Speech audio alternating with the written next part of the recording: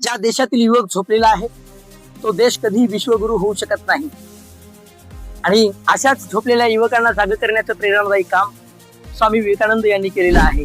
स्वामी विवेकानंदांनी या देशातील तरुणांना 3 अतिशय महत्वाच्या सर्वोत्तम अशा शक्ती दिल्या: आत्मविश्वास, चरित्र निर्माण आणि राष्ट्रभक्ती.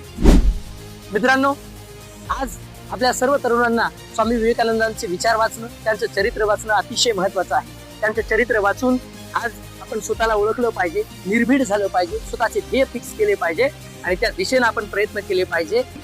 स्वामी विवेकानंदांचे विचार घेऊन प्रेरित झालो नाही तर हा देश कधीही बदलणार नाही. युवक जर बदलले नाहीत तर हा देश कधीही बदलणार नाही.